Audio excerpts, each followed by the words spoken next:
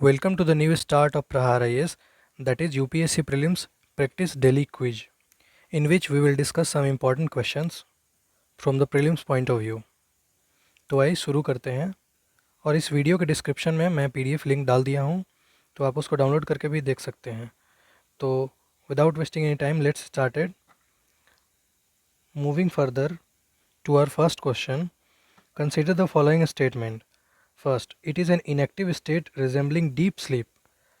Second, the body temperature is lowered and the breathing and heart rate slow down.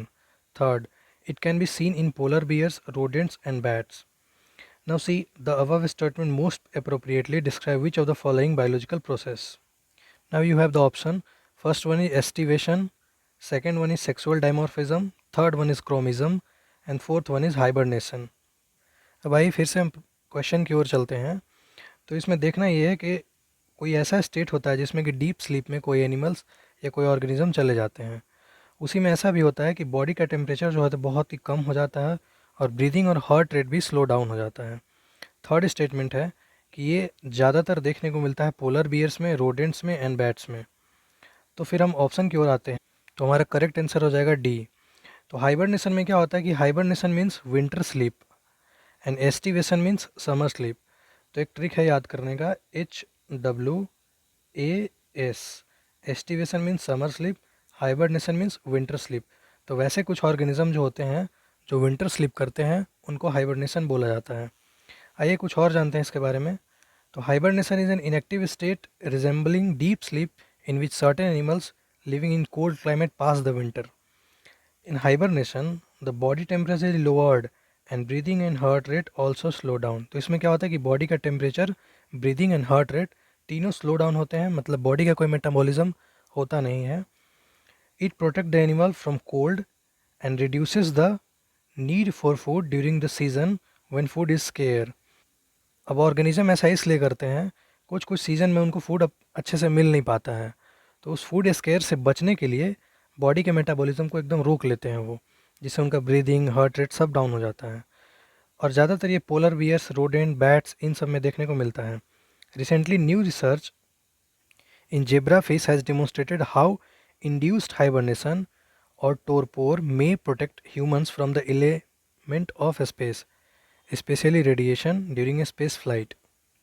Moving further देखते हैं कि कौन कौन से एनिमल जो हाइबरनेट करते हैं, जो कि बहुत ज़्यादा फेमस है, जैसे box turtle, wood frogs, common poorwills, bats, hedgehogs, skunk, snail, कुछ कुछ स्नैक्स भी, bumblebees, groundhogs, flat tail dwarf lemur.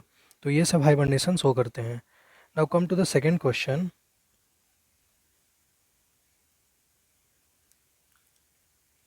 Consider the following statement. The Election Commission of India was established under Article 324 of Indian Constitution. The Election Commission presently consists of one Chief Election Commissioner and two Election Commissioners. The Election Commission was made a multi-member body through an Act of Parliament in 1989. तो तीनों statement आपको अच्छे से देखने हैं, फिर देखने हैं which of the following statement is above और correct. One only, two only, one and two only, one two and three. तो इसका करेक्ट आंसर हो जाएगा डी ऑप्शन, यानी कि तीनों स्टेटमेंट ही सही हैं। तो भाई स्टेटमेंट की ओर देखते हैं हम।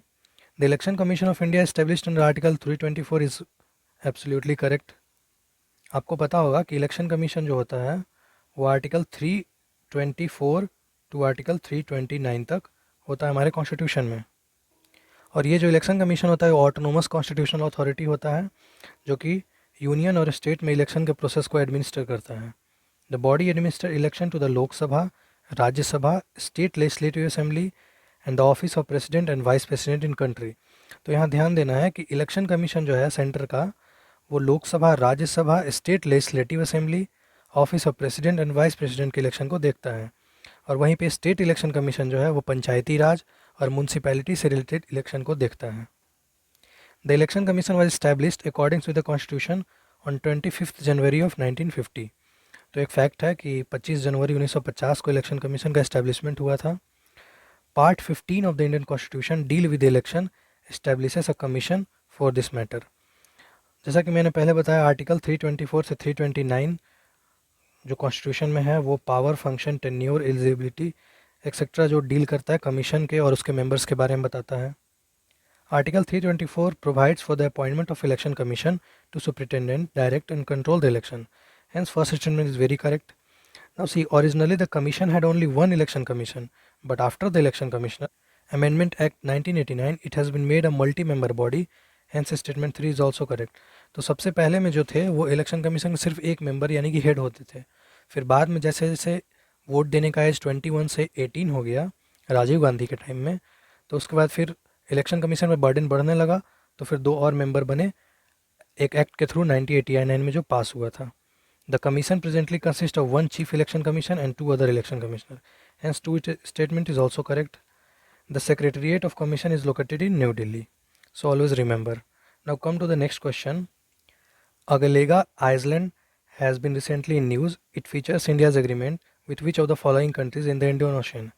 Seychelles, Sri Lanka, Maldives, Mauritius.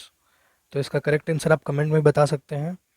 और एक बात और कि हमने डेली न्यूज़ एनालिसिस भी शुरुआत किया है, जिसमें हम PIB, the Hindu, Indian express जैसे कुछ अखबारों से महत्वपूर्ण खबरों को लेके और फिर उसका एनालिसिस करेंगे, जो कि आपके प्रीलिम्स के प्रिपरेशन को और इन्हेंस करेगा।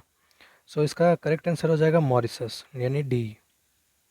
तो इसमें क्या है कि 2015 में इंडिया और मॉरिशस के साथ एक एग्रीमेंट साइन किया था कि एगलेगा आइलैंड के डेवलपमेंट से related. It provide for setting up an upgradation of infrastructure for improving sea and air connectivity, enhancing capability of Mauritius defence. तो इसमें क्या था कि एयर कनेक्टिविटी से रिलेटेड, डिफेंस से रिलेटेड कैपेसिटी को इन्हेंस करने की बात हो रही थी। आप इमेज में देख सकते हैं कि सिचलेस कहाँ पे है, मालदीव्स कहाँ पे है, मॉरिशस कहाँ पे है। ये यहाँ पे श्रीलंका और यहाँ पे इंडिया है, तो ये एकदम साउथ में है। फिर आइए हम नेक्स्ट क्वेश्चन देखते हैं। Consider the following statement regarding Kaziranga national park. तो first statement is it is the single largest undistributed area in the Brahmaputra Valley floodplain. Second, it has highest density of one-horned rhinoceros in the world. Third, it is listed as one of the UNESCO World Heritage. So now you can see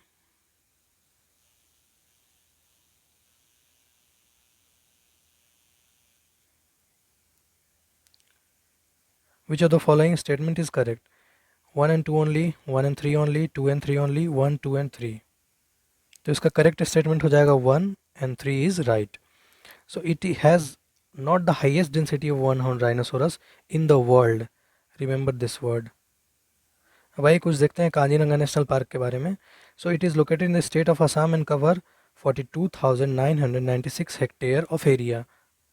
और ये जो है singly largest undisturbed and representative area in Brahmaputra valley flood plain में है। तो first statement is very correct. It was declared national park in 1974. It has been declared a tiger reserve since 2007. तो national park इसको 1974 में declare किया गया और tiger reserve 2007 में। It has total tiger reserve area of 1030 square kilometre with a core area of 430 square kilometre. Kaziranga national park was also declared as UNESCO world heritage site in 1985। तो statement 3 is also correct. इसको जो है वो UNESCO को world heritage site में 1985 में शामिल किया गया था। तो हमारा दूसरा स्टेटमेंट जो था उसमें था कि highest density of one horn rhinoceros Kaziranga में है, पर वो गलत है। पवित्रा वाइल्ड लाइफ सेंचुरी जो है वो highest density of one horn rhinoceros in the world है and second highest number of rhinos in Assam after Kaziranga national park. तो उसमें नंबर ज़्यादा है पर डेंसिटी कम है। ठीक है, तो statement 2 is not correct. Now come to other next question. Consider the following statement regarding the Bhils. Bhil is a tribe you know. So Bhil are associated with the state of Madhya Pradesh, Maharashtra and Karnataka. Bhils are second biggest tribe in Rajasthan after Minas. Minas is also tribe used to live in Rajasthan. Bhils are classified as scheduled tribe in Rajasthan. Now see the option. First, which of the statement given above is not correct? Always remember. 1 only, 2 only, 3 only, 1 and 2 only. तो इसका जो correct answer हो जाएगा वो होगा सिर्फ 2 only. Bhils are the second biggest tribe in Rajasthan after Meenas, जो कि स्टेटमेंट पूरे तरह से गलत है, यानी कि इसका सही आंसर ये हो जाएगा। फर्स्ट स्टेटमेंट जो है वो पूरे तरह से करेक्ट है, क्योंकि भील्स जो ट्राइब है वो मध्य प्रदेश, महाराष्ट्र, कर्नाटक और राजस्थान में भी रहती है। और जो भील्स है वो राजस्थान में शेड्यूल ट्राइब में क्लासिफाइड किया हुआ है। भील्स जो है राजस्थान का बिगेस्ट ट्राइब है। भील्स जो है लार्जेस्ट ट्राइबल ग्रुप जो कि छत्तीसगढ़, गुजरात, कर्नाटका, मध्य प्रदेश, महाराष्ट्र, आंध्र प्रदेश और राजस्थान में रहती है। और they are classified as schedule tribe in Rajasthan as we have already seen. Bhil women wear traditional saris, while men are long frock and pajamas. The women put on heavy ornaments made of silver, brass, along with the rosaries of beads, silver coins, and earrings. Now see few other tribes in Rajasthan. First one is Sahariyas. Sahariyas are one of the most backward Rajasthani tribe. तो ये राजस्थान का बहुत backward tribe है जो कि Udaipur side में रहती है। दूसरा है Meenas. Meenas is second biggest tribe in Rajasthan. They are known to be the inhabitants of Indus Valley civilization. Gadiyas Lohars. Gadiya Lohars are known to be the small Rajput Rajasthan tribe. Garasias. Garasias are another small Rajput tribes. So आज का हमारा practice daily quiz session यहीं पे complete होता है। फिर कल से हम कुछ नए प्रश्नों के साथ, नए क्वेश्चंस के साथ आएंगे, उसका एक्सप्लेनेशन और अच्छे तरीके से समझाएंगे। तो आप हमारे साथ बने रहिए, चैनल को सब्सक्राइब करिए और बेल आइकन ज़रूर दबाइए।